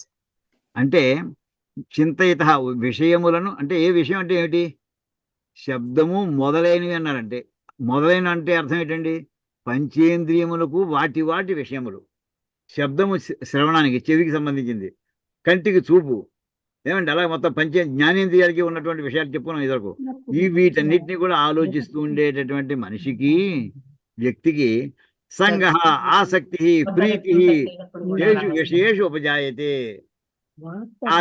ఓ సినిమా బాగుందని ఎవడో అన్నాడండి, వెంటనే చూసొద్దాం. మామూలుగా లౌకిక అందరికీ అనిపించేదే, లేదో ప్రోగ్రామ్ ఏదో ఉంది, రవీంద్ర భారతిలో ప్రోగ్రామ్ ఉంది, లేదా శిల్పకళ ఏదో బాగుంది, వెళ్ళొద్దాం ఆ సినిమా. ఇలాగా ఒక విషయం మీద అదే 4 సార్లు ఎవడో 4-5 అయినవి అంతమంది చెప్తున్నారు కదా, తప్పకుండా వెళ్ళాలి. ఇలాగ శబ్దాది విషయ విశేష, ఇదే మనకి మంచి కూడా జరుగుతుందండి. ఫలానా ఆయన ఉపన్యాసం ఇస్తున్నారండి రామచరితమానస్ మీద, అద్భుతం అండి అది. రామచరితమానస్లో ఎప్పుడు మనకి వినని విషయాలని చెప్తున్నారు ఆయన స్వామీజీ. అమ్మ కాసేపు మాట్లాడగలను. అలాగే ఆ మాటలు వింటుంటే అప్పుడు మనసు మనకి సత్సంగం వైపు పెడుతుందండి. కాంట్రాస్ట్ లో జస్ట్ ఆపోజిట్ గా ఆసక్తి ప్రీతి తేషు విషయేషు ఉపజాయతే. ఆ విషయంలో ఆ వస్తువుల యందు, విషయం అంటే టాపిక్ అని అర్థం కాదండి. ఆయా వాటిని ఆహారం అని కూడా అన్నారు. ఇంద్రియాలకు ఆహారం ఏంటంటే ఆయా వస్తువులు. మంచి పాట చెవికి, మంచి దృశ్యం కంటికి, ఇలా ప్రతి ఇంద్రియానికి ఉంటుంది. ఏమండి అలాగే వాటి యందు వాడి ఆసక్తి కలుగుతుంది. దానివల్ల ఏమైంది? ఆసక్తి వల్ల సంగాత్ ప్రీతే సంజాయతే సముత్పద్యతే. దాని యందు ఎప్పుడైతే ఆసక్తి కలిగిందో వాడికి కామ సముత్పద్యతే, కోపం కలుగుతుంది. కామం కోరిక కావాలి, అది కావాలి మనకి, అది పొందాలి. కామ తృష్ణ, కామాత్ అంటే ఇది పొంది తీరాలి, ఇది తీవ్రం అవుతుంది. కామాత్ కుతశ్చిత్ ప్రతిహతాత్, ఎవడి వల్ల అది అడ్డమైతే, ప్రతిహతం అవుగాక అంటే అడ్డపడితే, కుతశ్చిత్ ఏదో పక్కన అడ్డపడింది, ఏదో కారణం కొద్ది, అంటే అనుకున్న కోరిక తీరలేదు, అప్పుడేమవుతుంది? క్రోధ అభిజాయతే, క్రోధం ఉద్భవిస్తుంది ఇది అని ఆ రకంగా వస్తుందండి. అంటే విషయం చాలా చిన్న చిన్న పదాలు కృష్ణ పరమాత్మ ఎక్కడ యాంబిగ్విటీ లేకుండా స్పష్టంగా చెప్పేశారండి. కానీ కాన్సెప్ట్ పెట్టిన ఒక్కొక్క పాయింట్ కంట్రోల్ చేసుకోవడం ఎంత కష్టమో, జన్మలు ప్రయత్నం చేసినా కానీ ఎక్కడో పడిపోయే అవకాశాలు ఉంటుంటాయండి. క్రోధాత్ భవతి సమ్మోహ, సమ్మోహాత్ స్మృతి విభ్రమ, స్మృతి భ్రంశాత్ బుద్ధినాశ, బుద్ధినాశాత్ ప్రణశ్యతి. ఇందాక చూడండి, ఆ వాడిని పడిగట్లు కూడా ఇక్కడ ఒక పదాన్ని మళ్ళీ రిపీట్ చేస్తున్నారు. క్రోధాత్ భవతి సమ్మోహ, అది ప్రథమ వ్యక్తి ఏకవచనం చేసి దాన్ని మళ్ళీ పంచమవిభక్తి సమ్మోహాత్, దానివల్ల ఏమవుతుంది, సమ్మోహం వలన అంటున్నాం. అక్కడ ఆయన కూడా సంగాత్ సంజాయ్, సత్సంగతే నిస్సంగత్వం. నిస్సంగత్వం వాడారు కదా, మళ్ళీ రెండోసారి మళ్ళీ వాడతారు రిపీటెడ్గా. అంటే ఇదే స్టైల్ని యాజ్ ఇట్ ఈజ్గా డిటో కాపీ తీసుకుని ఆయన దాన్ని ఉన్నత వైపు ఆయన మార్గం చూపించారు మనకి. అంచేతనే ఇద్దరు జగద్గురువులు అండి, మామూలు వాళ్ళు అలా ఇంకెవరు సాధ్యం కాదు అసలు. ఈ విషయం ఎవరికి జ్ఞాపకం ఉంటాయి? ఎక్కడో చిన్న వేదంలో వాక్యము, మహాపురుషుడు చెప్పినటువంటి, పరమాత్మ చెప్పిన వాక్యాన్ని గుర్తుపెట్టుకుని దాన్ని మళ్ళీ ఆయన ఎక్కడ సరి అయిన సూటబుల్ కాంటెక్స్ట్లో మళ్ళీ దాన్ని ఇంకో అర్థమైన ఇంకో భాషలో చక్కగా మనకు అర్థమయ్యేట్టు చెప్పొచ్చారు. క్రోధాత్ భవతి, దాన్ని చూడండి, క్రోధాత్ భవతి సమ్మోహ. సమ్మోహ అంటే అవివేక, కార్యాకార్య విషయ, కార్యము అకార్యము. కార్యము అనేది ఏమిటి తెలుసునా అండి? ప్యాసివ్ వాయిస్, చేయదగినది. అకార్యము, చేయకూడనిది. అటువంటి ఆ విషయం అంటే క్రుద్ధహి సమ్మూఢ సన్ గురుం అపి ఆక్రోశతి. ఆ కోపం వచ్చినటువంటి వాడు ఏమండి మూఢుడై గురువుని కూడా వాడు అధిక్షేపిస్తాడు అని ఇక్కడ కృష్ణ పరమాత్మ వాక్యం రాశారండి. క్రోధాత్ భవతి సమ్మోహ, కోపంలో ఇంకా ఆలోచన ఉండదు. ఇంకా ఆ కోపంలో ఇది చేయదగిందా, చేసేసుకుంటూ వెళ్ళిపోతుంటాడు అంతే ఆవేశంలో. అయిపోయిన తర్వాత ఆవేశంలో గురుగారు అడ్డం వచ్చిన సరే గురుగారు కూడా ధిక్కరిస్తాట. నువ్వు పక్కన పోయా అంటట. ఏం అనకూడదు అలాంటి మాట కూడా అనేస్తాటండి. ఈ మాట ఎవరైనా ఎక్కడైనా అన్నారా? ఒక్కసారి అయ్యా నేను క్లాస్లో ఉన్నానండి, తర్వాత మాట్లాడతాను. ఏమండి ఎవరికైనా గుర్తుకు వస్తుందా ఇలాంటి మాట? ఇదే పదం ఎక్కడైనా మన పురాణాల్లో కానీ వాక్యాలు ఎక్కడైనా విన్నారా? దుర్యోధనుడు ద్రోణాచార్యుని అంటాడు కదా. ఎవరమ్మా? దుర్యోధనుడు ద్రోణాచార్యుడు దుర్యోధనుడు అంటాడు. ఇంకా ఎవరన్నా అన్నారా? మీరు వేరే నేను అనలేదు. లేదు, మీరు అనలేదండి. మీరు చెప్పడం విన్నానండి నేను. రామాయణంలో లక్ష్మణుడు తండ్రిని అంటాడని మీరు చెప్పారు ఎక్కడో ఒక చోట. ఇప్పుడు చూడండి వాక్యం, ఆ వాక్యాలు చూద్దామండి. ఇది సుందరకాండలో హనుమంతుడు అంటాడండి. సుందరకాండలో 55వ సర్గ అంతా కూడా ఈ కోపానికి సంబంధించినటువంటి మాటలండి. లంకా నగరం దహనం అయిపోయింది ఏమండి, ఆయన ఆవేశం వచ్చింది. ఆయన నన్నా వీళ్ళు తోకని ఇప్పటించేవాడని కోపం వచ్చింది ఆయనకి. వీళ్ళు తగిన శిక్ష చేయాలనుకున్నాడు. ఆ బలంగా ఇంకా అంటించడం ప్రారంభించాడు. ఈ వాక్యాలు చదవండి ఒక్కసారి, ఇక్కడ ఉంటాయి. లంకాం సమస్తాం, కనిపిస్తుందమ్మా వాక్యాలు? కనిపిస్తాను గురుగారు. ఓకే చూడండి, 55వ సర్గ. లంకాం సమస్తాం సందీప్య కోపం అనే మాటే వస్తుందండి ఇక్కడ. కోపం క్రోధం వస్తాయి. అక్కడ ఇందాక గురువుల్ని ఇలా నిందిస్తాడు అనే మాట కూడా వచ్చిందండి. అందుకోసం ఈ వాక్యం తీసుకొచ్చాం. లంకాం సమస్తాం సందీప్య లాంగూలాగ్నిం మహాబల నిర్వాపయామాస తదా సముద్రే హరిసత్తమ. వానర శ్రేష్ఠుడైనటువంటి హనుమంతుడు సముద్రంలోకి పట్టుకెళ్ళి తోకనందుడు నీళ్ళలో ముంచి ఆ నిప్పుని ఆర్పుకున్నాడండి. అయిపోయిన తర్వాత అప్పుడు వెనక్కి తిరిగి చూశాడు. లంకానగరం సందీప్యమానాం విధ్వస్తాం త్రస్త రక్షోగణాం పురీం అవేక్ష్య హనుమాన్ లంకాం చింతయామాస వానర. వానరుడైనటువంటి హనుమంతుడు ఒక్కసారి మంటలతో ఎలా భగభగ మండిపోతున్నటువంటి విధ్వంసం చేసేది. విధ్వస్త అంటే సర్వనాశనం చేసేసాడు, విధ్వంసం చేసేసాడు అక్కడ. దాంతో త్రస్త భయపడిపోయినటువంటి రాక్షసుల గుంపులుగా పరుగులు ఎడుతున్నారు వాళ్ళు. అలాంటి పారిపోతున్నటువంటి రాక్షసుల యొక్క గుంపులతో కూడినటువంటి లంకా నగరాన్ని అదంతా చూసి అప్పుడు ఆయన ఇలా ఆలోచించేటండి, అరే తస్యాభూత్ సుమహాస్త్రాస కుత్సాచ ఆత్మని అజాయత లంకాం ప్రదహత కర్మ కింసిత్ కృతమిదమ్మయ్య. ఏం చేశాను రా బాబు, ఎంత పొరపాటు చేశాను రా. తస్య అభూత్ సుమహాస్త్ర, భయం వేసింది హనుమంతుడికి. భయం, కుత్సాచ అసహ్యం కూడా వేసింది తన మీద. కుత్స అంటే అసహ్యం అండి. ఆత్మని తనని ఎవరినో దించి తనను తాను చేస్తూ అక్కడ అంటున్నాడండి. ఈ మాట గొప్ప వాక్యం అండి. ధన్యాస్తే పురుష శ్రేష్ఠ ఏ బుద్ధ్యా కోపముత్థితం నిరుంధంతి మహాత్మానో దీప్తమగ్నిం ఇవ అంభస. క్రుద్ధ పాపం నకుర్యాత్ కః క్రుద్ధో హన్యాత్ గురూనపి క్రుద్ధ పరుషయా వాచ నర సాధూనధిక్షిపేత్. ఈ రెండు వాక్యాలు గొప్ప వాక్యాలండి. వాళ్ళయ్యా మొగాళ్ళలో గుమ్మగాళ్ళంటే పురుషులు వాళ్ళు శ్రేష్ఠులు. ఎవరిట కోపం వచ్చింది, కానీ వచ్చిన కోపాన్ని ఎవరైతే అణుచుకుంటారో, ఎవరైతే ఉత్థితం కోపం కోపం బయలుదేరింది లోపల నుంచి బుసలు కొట్టుకుంటూ వచ్చేస్తుంది కోపం, అది తెలుసుకుని ఎవరైతే నిరుంధంతి నిరోధిస్తారో ఆ కోపాన్ని బయటికి రాకుండా, ఎలాగంటే బాగా ప్రజ్వరిల్లి వెలుగుతున్నటువంటి నిప్పుని నీళ్లతోటి ఎలా అయితే చల్లారుస్తామో అలాగే ఎవరైతే తమ యొక్క శక్తితోటి వాళ్ళు ఆ కోపాన్ని అణుచుకుంటారో వాళ్ళే ఆ ధన్యులంటే అంటూ అక్కడ కోపాన్ని అణుచుకున్నటువంటి వాళ్ళు ప్రశస్తంగా ఒక మొదటి మాట చెప్పాడండి. తర్వాత వాక్యం ఇప్పుడు మన సరిగ్గా ఇక్కడ కృష్ణ భగవాన్ ఇక్కడ చెప్పిందే ఇక్కడ భాష్యంలో శంకరాచార్య వారు ఈ వాక్యమే పెట్టారా అనిపిస్తుందండి. క్రుద్ధ పాపం నకుర్యాత్క. కోపం వచ్చినోడు పాపం చేయనోడు ఎవడైనా ఉంటాడు సారా. పాపం నకుర్యాత్క నకుర్యాత్. ఎవడు చేయకుండా ఉంటాడు ఆ పాపాలని కోపంలో. వాడు క్రుద్ధ హన్యాత్ గురువుని కూడా కొడతాడు వాడు. హన్యాత్ గురువుని కూడా కొడతాడు వాడు. క్రుద్ధ పరుషయా వాచ. అనకూడని మాటలతోటి నరహ సాధూన్ అధిక్షిపేత్. సామాన్య మానవుడు కోపం వస్తే వాడికి ఇది వాచ్యము, ఇది అనదగిన మాట, ఇది అనకూడని మాట కూడా ఆ స్థాయి దాటిపోయి ఇందాక చెప్పినట్టుగా ఆ స్థాయి దాగిపోయిన తర్వాత సాధూన్ అధిక్షిపేత్. మహానుభావుల్ని పుణ్యాత్మలు కూడా వాడు అధిక్షేపం చేస్తాడు, అవమానం చేస్తాడు వాడు అని చెప్తూ అక్కడ ఇంకా దాన్ని వాచ్యావాచ్యం ప్రకుపిత నా విజానాతి కలిదు. ఏది ఏది వాచ్యము ఏది అవాచ్యము, ఏది మాట్లాడచ్చు ఏది మాట్లాడకూడదు అని ప్రకుపిత బాగా కోపం వచ్చినాడు ఇన్న విజానాతి కలిగి. ఎవ్వడికి జ్ఞాపకం ఉండదు కదా ఆ టైంలోను. నా కార్యమస్తి క్రుద్ధస్య కోపం వచ్చినవాడికి అకార్యం అంటే చెయ్యకూడని పని నాస్తి, చెయ్యకూడని పని లేదు అంటే ఎలాంటి పనినే చేసేస్తాడు వాడు. నా అవాచ్యం విద్యతే క్వచిత్. అవాచ్యం ఇది అనకూడని మాట అనేది లేదు వాడికి. రెండు నెగిటివ్ అండి. నా వాచ్యం అంటే అవాచ్యం నా అంటే అనకూడని మాట అనేది లేదు వాడికి. అంటే ఎలాంటి మాటని అంటాడు, ఎలాంటి వాళ్ళని తిడతాడు, ఎలాంటి వాళ్ళని కొడతాడు అని చెప్తూ అక్కడ తనని తాను నిందించుకుంటూ సముత్పతితం క్రోధం క్షమయైవ నిరస్యతి. ఎలాగే దాన్ని కంట్రోల్ చేయడం అంటే ఒకటండి ఓర్పుతోటి అండి. సముత్పతితం క్రోధం క్షమయైవ నిరస్యతి యథోరగ స్వజం జీర్ణం సవై పురుష ఉచ్యతే. వీడే మొగాడంటే ఎవట అంటే మనకి కోపాన్ని ఎవడైతే ఓర్పుతోటి నిర్మూలనం చేసుకుంటాడు. వచ్చిన కోపం వస్తుంది సన్నివేశాన్ని బట్టి, అది తత్కాలం వస్తుందని తెలుస్తుంది, సిగ్నల్స్ వచ్చేస్తుంటాయి. ఆ వస్తుంటే ఎవడైతే ఓర్చుకుని ఆ కోపాన్ని ఆపుకుంటాడో వాడే ఆ మనిషి అంటే. అంటే ఏమిటి ఇక్కడ ఎలాగట ఉదాహరణ, అది వదిలేస్తాడు కోపాలని.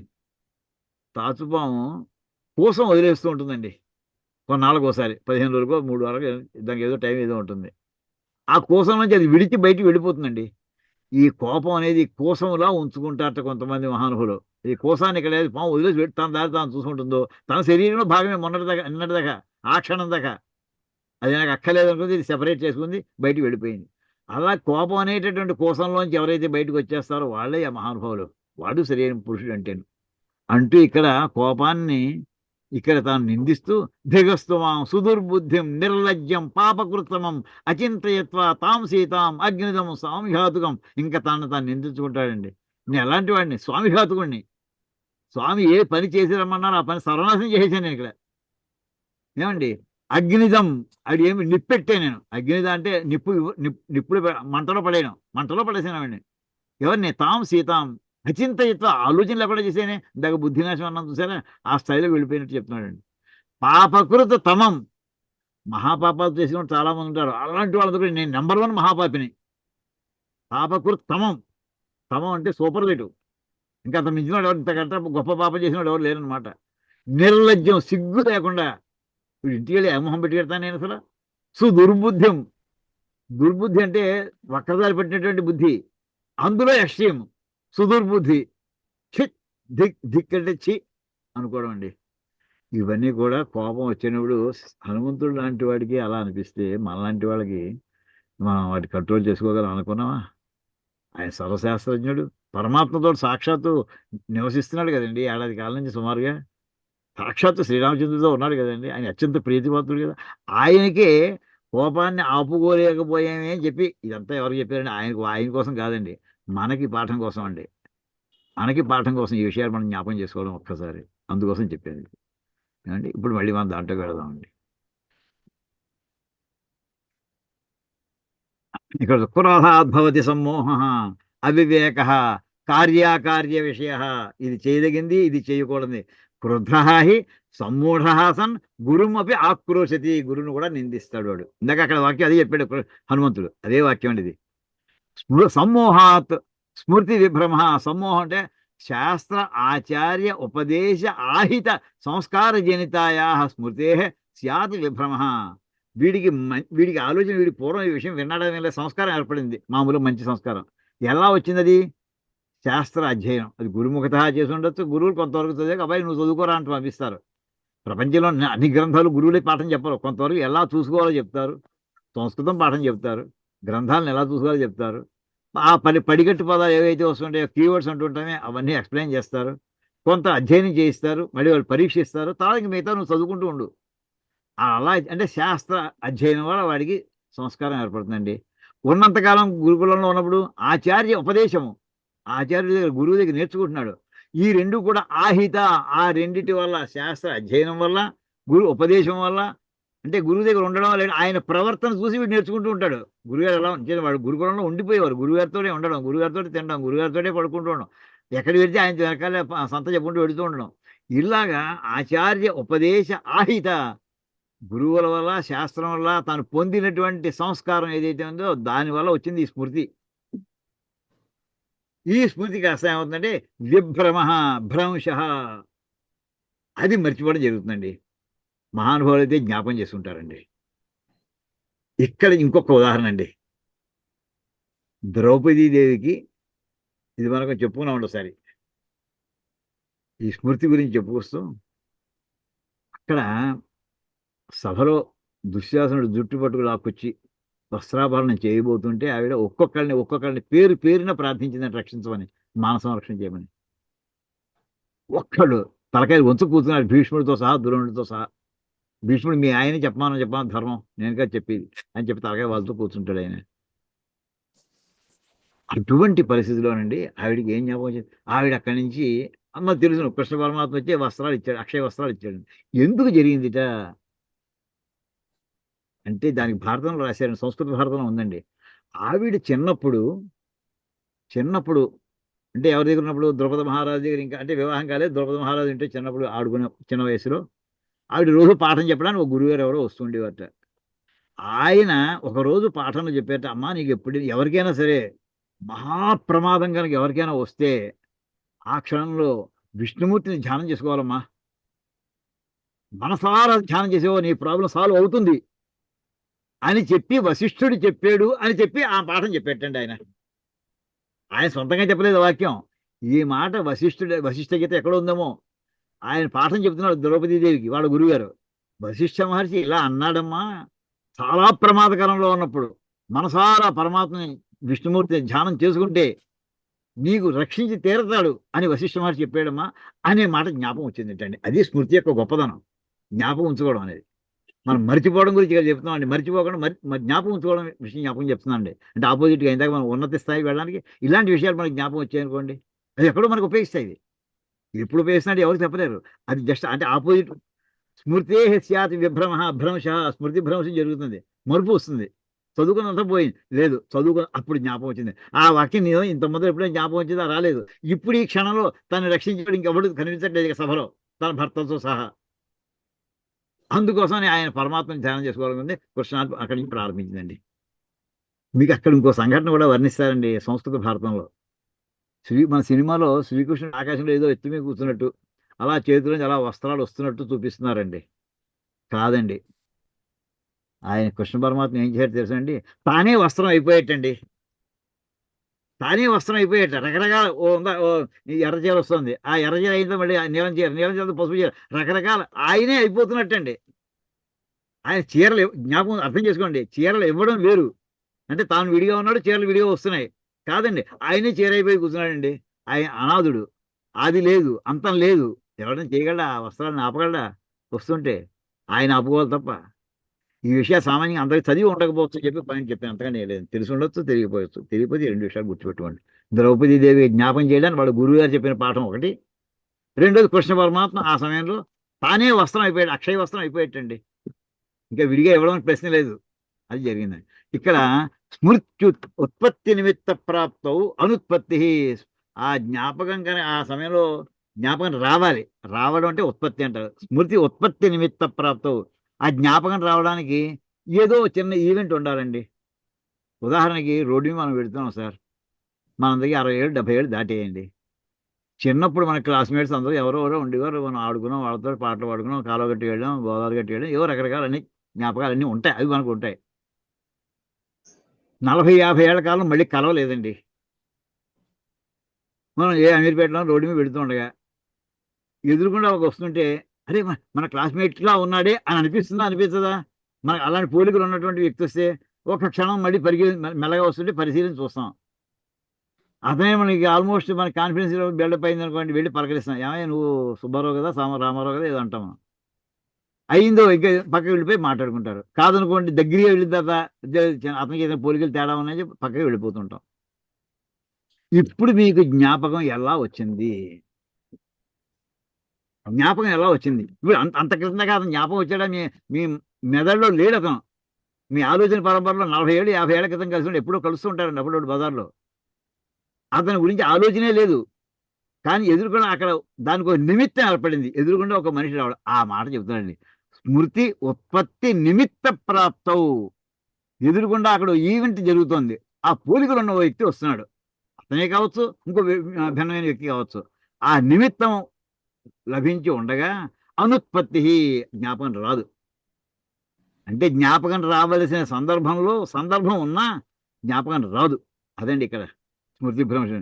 తతః స్మృతిభ్రంశాత్ బుద్ధే నాశ. ఆ తర్వాత ఏమిటంటే తతః, దాని తర్వాత స్మృతిభ్రంశాత్ తతః అంటే స్మృతిభ్రంశం అయిపోయాక, జ్ఞాపశక్తి పోయాక బుద్ధే నాశ, ఇంటలెక్ట్ డెడ్ అయిపోతుంది. ఏమండి? కార్యకార్య బుద్ధి యొక్క లక్షణం ఏంటి చెప్పుకున్నామండి? అది ఎప్పుడు కూడా పాజిటివ్ ఎనర్జీని ఇస్తూ ఉంటుంది మైండ్కి. ఇది చేయదగింది, ఇది చేస్తూ ఉండు, ఇది చేయకూడదు. అది విధి నిషేధాలు సామాన్యంగా సంస్కారం అంది ఉన్నటువంటి వ్యక్తి అయితే అతని బుద్ధిలో వివేకం ఉంటుంది. విధి నిషేధాలు, ఇది చేయదగింది, ఇది చేయకూడదు. మనస్సు దానికి ఇష్టమైంది ఆకర్షణీయమే వెళ్ళిపోతుంది. వేళ్లకు ఆకర్షణీయం ఏందే సరే ప్రమాదంలో చిక్కుకుంటాం. రకాల వార్నింగ్ మెసేజ్ పెడుతూ ఉంటుందని బుద్ధి ఇస్తూ ఉంటుంది. అక్కడ కార్య అకార్య విషయ వివేక అయోగ్యత అంతఃకరణస్య బుద్ధే నాశ ఉచ్యతే. అంతఃకరణస్య, ఇందాక చెప్పాను అంతఃకరణలో 4 భాగాలు: మనోబుద్ధి చిత్త అహంకారాలు. ఇక్కడ బుద్ధికి జరుగుతుంది ప్రమాదం. ఏం చేద్దంటే దాని యొక్క డొమైన్ ఏంటి, దాని యొక్క చేయవలసిన పని ఏమిటి? కార్య అకార్య విషయ వివేకాలు. ఇది చేయదగిన పని, ఇది చేయకూడని పని అని చెప్పి వివేకంతో, డిస్క్రిమినేషన్ తోటి సెపరేట్ చేసి చెప్పేటటువంటి లక్షణం ఉండేది అంతఃకరణస్య. ఆ అంతఃకరణం ఉండేటటువంటి బుద్ధికి నాశమ ఉచ్యతే. ఆ బుద్ధికి నాశనం జరుగుతుంది. బుద్ధినాశాత్ ప్రణశ్యతి. బుద్ధినాశనం వల్ల నశిస్తాడు. తావదేవహి పురుష యావత్ అంతఃకరణం తదీయం కార్యాకార్య విషయ వివేక యోగ్యం. అంటే సామాన్య తావదేవహి పురుష, అంతవరకే వాడు మనిషి. మామూలుగా ఎంతవరకు? ఆ లోపల అంతఃకరణంలో ఏది చెయ్యాలో ఏది చేయకూడదో బుద్ధి చెప్పేటటువంటి ప్రకారం వాడు జీవిస్తుంటే అది వాడు సామాన్య మానవుడు వాడి యొక్క లక్షణం. అది తావదేవహి, అంతవరకే పురుషుడే. తర్వాత వాడు మృగమైపోతున్నాడు. వాడు ఏది చేయకూడని పని చేసేస్తుంటే ఎన్నో పేపర్లు వస్తున్నాయి దారుణాలన్నీ కూడా చేయకూడని పనులు చేస్తున్నవి. అయోగ్యత్వే అంటే వాడు ఇది కార్యము ఇది అకార్యము అనేటువంటి ఆ వివేకంలో అయోగ్యుడైనప్పుడు ఏమండి అయోగ్య నష్ట ఏవ పురుష భవతి. వాడు ఇంకా పోయినట్టే లెక్క. ప్రణశ్యతి అంటే వాళ్ళు పోయిన వాడికి లెక్క. తస్య అంతఃకరణస్య బుద్ధే నాశాత్ ప్రణశ్యతి. పురుషార్థ అయోగ్య భవతి.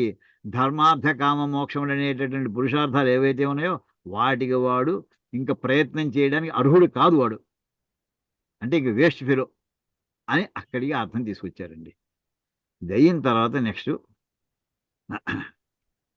ఎవరో గీతలు పెట్టారు. మళ్ళీ ఒక్కసారి వెనక్కి వెళ్ళి మళ్ళీ వస్తానండి.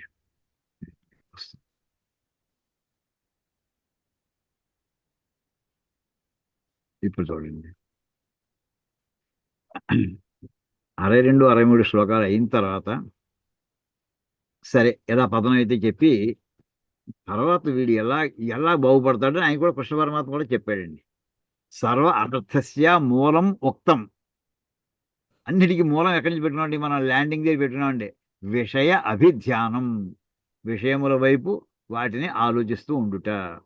అది సర్వ అనర్థాలకి మూలం. ఆ విషయం ఉక్తం చెప్పడం అయింది. అథ ఇప్పుడేం చెప్తున్నాడయ్యా? అథ ఇదానీ మోక్ష కారణం ఇదం ఉచ్యతే. ఇప్పుడు మోక్షానికి వెళ్ళే మార్గం, జీవన్ముక్తులయ్యే మార్గాన్ని ఈయన చెప్తున్నాడండి. సత్సంగతే నిస్సంగత్వం శంకరాచార్య వారు ఏది చెప్పారు ఆ పార్టీకి ఈయన కూడా, కృష్ణ పరమాత్మ కూడా ఈయన శ్లోకాల్లో ఈయన చెప్పుకొచ్చారు. రాగద్వేష వియుక్తైస్తు విషయానింద్రియైశ్చరన్ ఆత్మవశ్యైర్విధేయాత్మా ప్రసాదమధిగచ్చతి.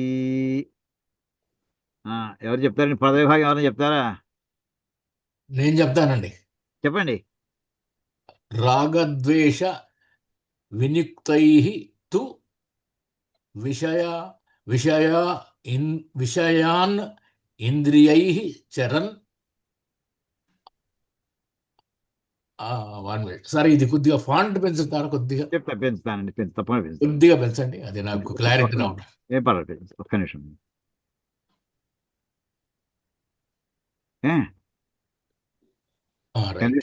ఓకే, మళ్ళీ రిపీట్ చేస్తాను.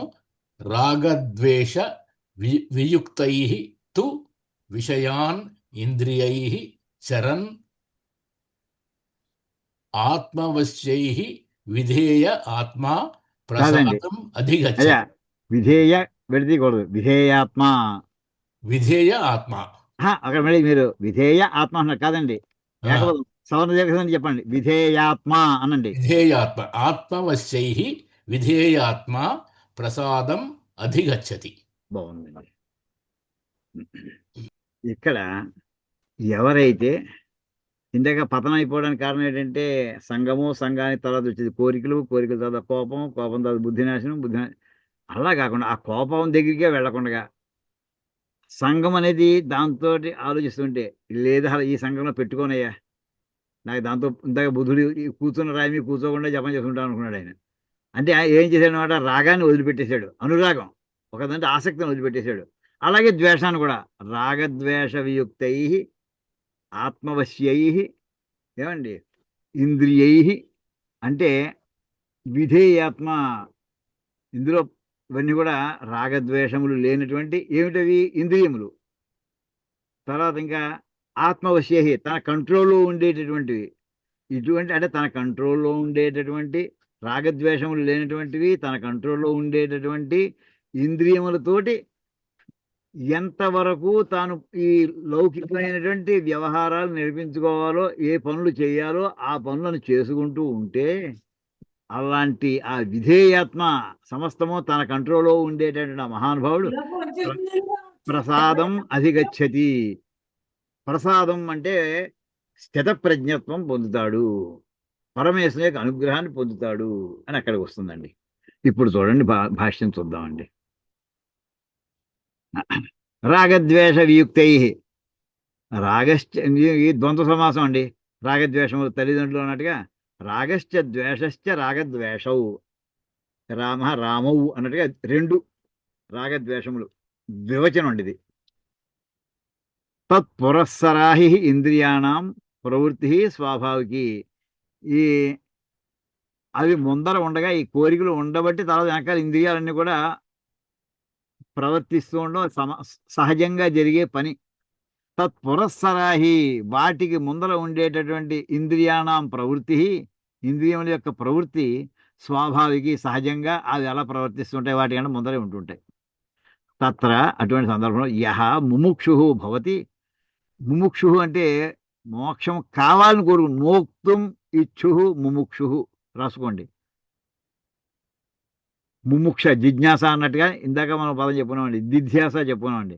ముముక్షు మోక్షం కావాలని కోరుకుంటాడు, ఇంకా మోక్షం రాలేదు వీడికి, సాధకుడు వీడు. యహ ముముక్షు భవతి, ఎవడైతే మోక్షం కావాలని అనుకుంటున్నాడో దానికోసం ప్రయత్నం ప్రారంభించాడు, సాధన ప్రారంభించాడు. సహా అటువంటి వాడు తాభ్యాం వియుక్తై, తాభ్యాం రాగద్వేషముల చేత వియుక్తై శ్రోత్రాదిభి. రాగద్వేషములు లేనటువంటి, వియుక్త అంటే విడిపోయినటువంటి, వాటి నుంచి దూరంగా ఉన్నటువంటి, రాగద్వేషముల నుంచి దూరంగా ఉన్నటువంటి శ్రోత్రాదిభి జ్ఞానేంద్రియముల చేత, ఇంద్రియై ఆ ఇంద్రియాలతో ఆ ఇంద్రియాలకి వాటికి రాగము లేదు, ద్వేషము లేదు, అంత ట్రైనింగ్ ఇచ్చేసినట్టు అయిపోయిందండి. ఇష్టమైంది అనిష్టమైంది మాట లేదు, వాటికి పడి ఉండడం అంతే. అది వీటితో సంబంధం లేదు, వదిలేయి.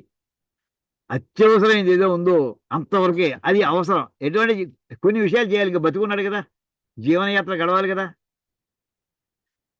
దానికి ఏంటంటే అటువంటి ఇంద్రియములతోటి, ఎటువంటి ఇంద్రియములు, ఈ విషయముల నుండి దూరం అయిపోయినటువంటి ఇంద్రియములతోటి విషయాన్ని అవర్జనీయాన్ని చరన్, విడిచిపెట్టుటకు వీలు కాని పనులను చేసుకుంటూ, తప్పనిసరి అయిన పనులను చేసుకుంటూ, అదండి మాట, తప్పనిసరి అయిన పనులు చేసుకుంటూ, ఉపలభమాన చరణ్ ఉపలభమాన, అలా జీవితాన్ని గడుపుకుంటూ ఆత్మవశ్యై, ఆత్మవశ్య అనే పదానికి ఏంటి, ఆత్మన వశ్యాని వశీభూతాని, తనకు వశములో ఉండేటటువంటివి, దాన్ని ఆత్మవశ్యములు అంటారు.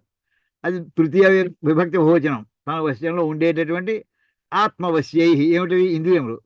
వాటి చేత విధేయాత్మ, అంటే ఆ ఇంద్రియముల చేత ఇతను ఏం చేస్తున్నాడంటే అవి వాటన్నిటినీ కూడా ఇతను కంట్రోల్లో పెట్టుకుని విధేయాత్మ అంటే తను కొన్ని పనులు చేస్తున్నాడు. ఏ పని మానేసేయడం కాదండి. స్నానం చేసి రావాలి, జపాన్ కూతురు, అది పని కాదా? పని అవునా కదా, చేయవలసిందే కదా. నేను అన్ని వదిలేసాను కదా అని స్నానం చేయడం కూడా మానేస్తాడా జపాన్ కూర్చునే ముందు?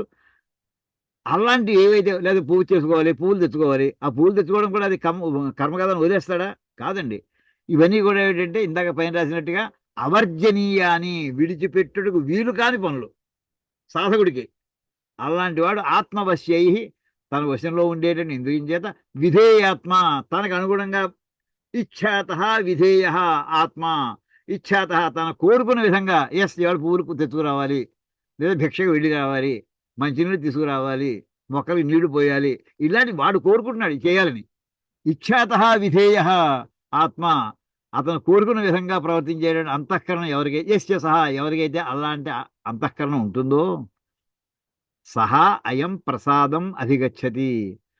ప్రసాద అంటే ప్రసన్నత, స్వాస్థ్యం అంటే ఏ రకమైనటువంటి అలజడి లేకపోవుట, ప్రసన్నత, బ్లిస్ అంటాం ఇంగ్లీష్లో అండి. ఆ బ్లిస్ని వాడు పొందగలుగుతాడు అని అక్కడ చక్కటి మనకి శ్లోకం చెప్పారండి. అంటే ఏమిటనమాట, రాగద్వేషములతోటి సామాన్యంగా ఇంద్రియములు కలిసి ప్రవర్తిస్తూ ఉంటాయి.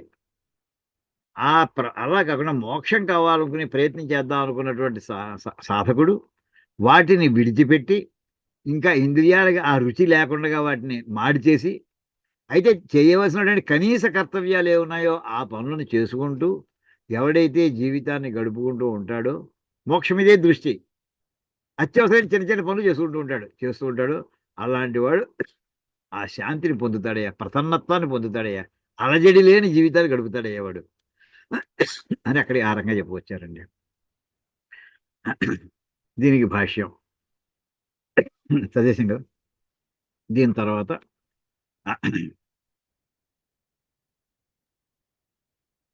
అయితే దానివల్ల ఏం లభిస్తుంది? ప్రసాదే సతి కిం స్యాత్, అంత ప్రసన్నత్వం వస్తే ఏం లభిస్తున్నాయా? ఉచ్యతే ప్రసాదే సర్వదుఃఖానాం హానిరస్యోపజాయతే ప్రసన్న చేతసోహ్యాసో బుద్ధి పర్యవతిష్టతే అని అంటూ ఇక్కడి నుంచి మళ్ళీ తర్వాత శ్లోకం మనం తర్వాత క్లాస్లో చెప్పుకుందామండి. ఇక్కడికి ఆపుకుందాం. ఇవాళ మనం చెప్పుకున్నటువంటి వాటిలో ముఖ్యంగా ధ్యాయతో విషయాన్పుంసః, ఆ డయాగ్రామ్ గుర్తుపెట్టుకోండి. మనం కిందకి మనకి మార్గం రెండు పక్కల మార్గంలో శంకరాచార్యులు వారు చెప్పినటువంటి మనం సన్మార్గంలో ఉన్నాం కనుక, ఆయన అనుగ్రహం ఉంది కనుక ఈవేళ మనం సత్సంగత్వం యాక్చువల్లీ ఎంత ఏంటిది, భగవద్గీత పాఠంలో కూర్చోండి, సత్సంగతే నిస్సంగత్వం. ఇందులో కూర్చోగా ఈ క్లాసులు వింటూ ఉండగా మన కొన్నాళ్ళకి కరెక్ట్ ట్రాక్లో ఉన్నామండి.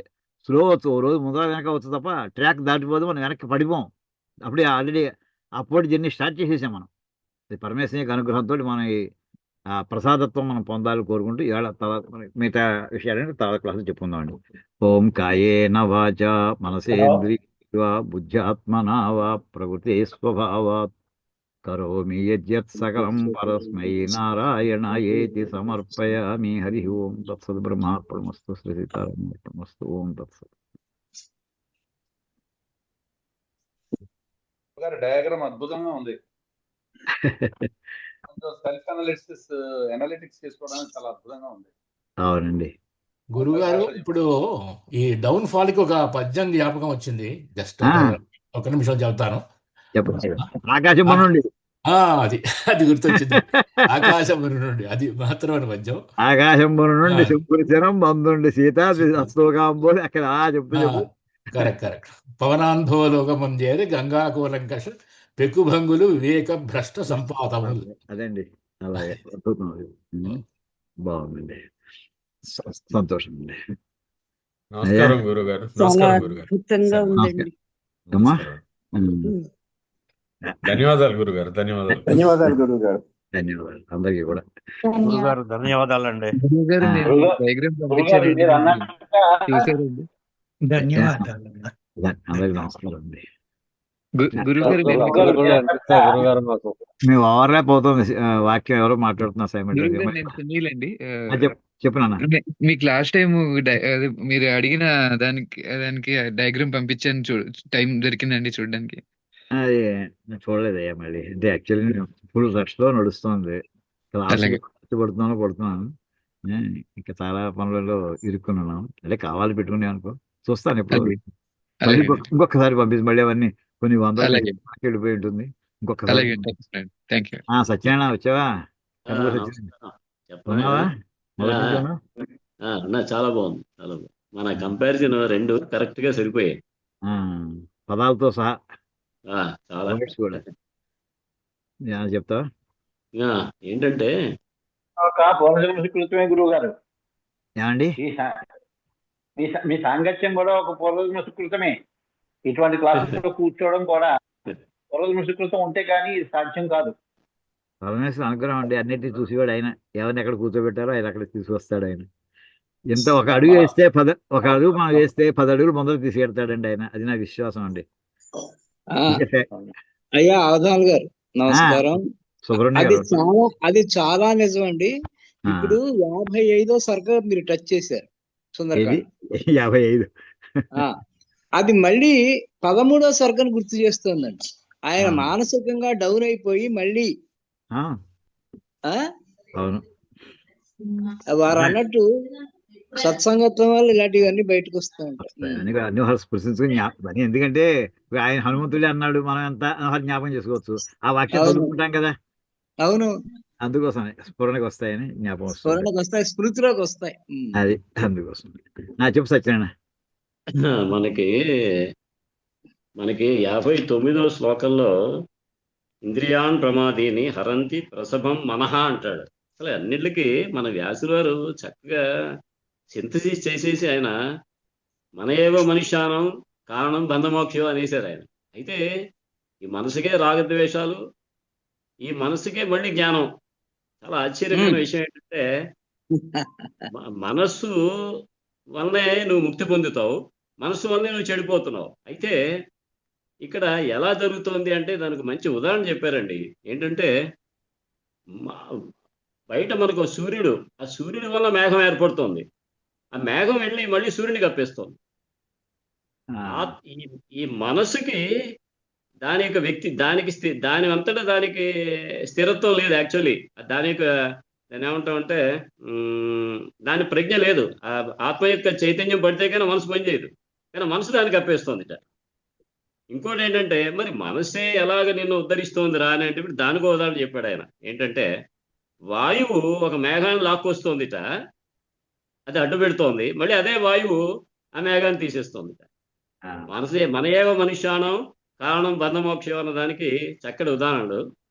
ఇంకోటి ఏంటంటే ఈ సవికల్పమైనటువంటి మనస్సు అది మన బాధ పెడుతుంది. నిర్వికల్పమైనప్పుడు అది ఏమవుతుందంటే దాని అధిష్టానమైనటువంటి ఆత్మలో కలిసిపోతుంది. అంచేత వాళ్ళు నిర్వికల్పం కోసం అని చెప్పేసి వాళ్ళు ప్రయత్నించి దానికి మళ్ళీ సంఘ సంజాతి ఇవన్నీ మనకి అన్నీ వస్తుంటాయి. ఆ అధిష్టానంలో కలిసిపోయినప్పుడు ఒక శంకరాచార్యులు అద్భుతమైనటువంటి ఇక్కడ ఇందులో మనకి అన్ని ఆలోచనలు వస్తాయి. ఆ శబ్ద స్పర్శలు ఆలోచనలు అందులో పడతాం, ఈ విధంగా చెప్తున్నారు కదా. మళ్ళీ శంకర్లే ఒక చోట ఒక ఉపనిషత్తులో చెప్తారు అత్యద్భుతంగా. మరి తెల్లారితే మనకి మంచి ఆలోచనలు వస్తున్నాయి, చెడ్డ ఆలోచనలు వస్తున్నాయి. చెడ్డ ఆలోచన వల్ల మనిషి పతనం అవుతున్నాడు. ఆ చెడ్డ ఆలోచన ఎలా తొలగించుకోవాలంటే అద్భుతమైనటువంటి ఒక రహస్యం చెప్పారండి. ఆ రహస్యాన్ని మీతో పంచుకుంటాను. ఏంటంటే ప్రతి ఆలోచన వెనకాల ఒక వెలుగు వచ్చి దాని మీద పడితే కానీ ఆలోచన రావటంలా. అంటే ఏంటి? వృత్తి. ఆ వృత్తి జ్ఞానము అధిష్టాన జ్ఞానం, అధిష్టాన జ్ఞానం ఏమో ఆత్మజ్ఞానము, దాంట్లో వచ్చిన వృత్తి కెరటం, సముద్రం ఉదాహరణ తీసుకుంటే. అంచేత ఎప్పుడైతే అది అణిగిపోయిందో ఆత్మగా అది ప్రకాశిస్తోంది.